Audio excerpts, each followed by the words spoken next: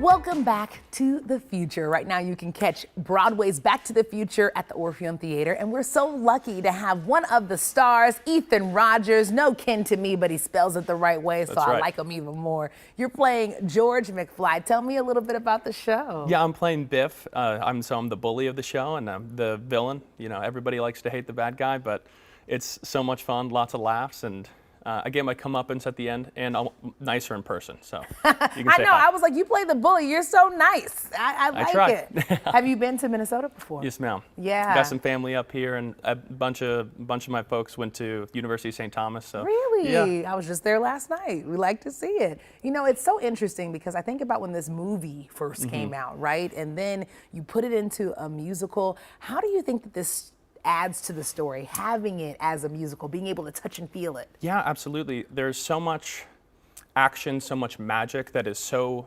tangible, and you know, the technical elements of the show are out of this world, and so, yeah, seeing all these dancers bust their butts, it's a lot of fun. What was the hardest part for you?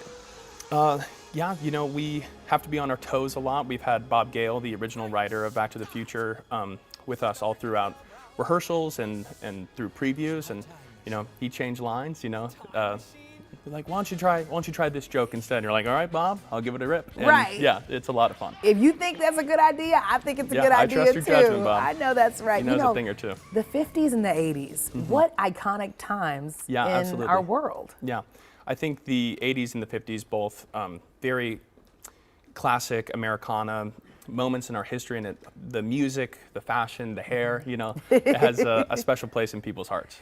When I think about this story and the power of storytelling, it's so funny to see what we thought the future looked like. Here we are in 2024, and this storyline is still standing strong. Yeah, what do you think about that? It holds up, you know. I think, again, it's been around for so long, and you know, really meets you where you're at. You know, I think it takes you back to the first time you saw the film and who you were with and who you were at that time, and now you get to experience it all again in a new medium, and so much fun. Oh, if we could talk to ourselves back then. No kidding. Oh my goodness, would you change anything?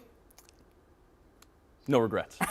Yes, no regrets. I would tell myself maybe you don't have to have your hair be that big. Sure. Like it's okay a little big, but just, you know, it would have fit in the 80s. That's right.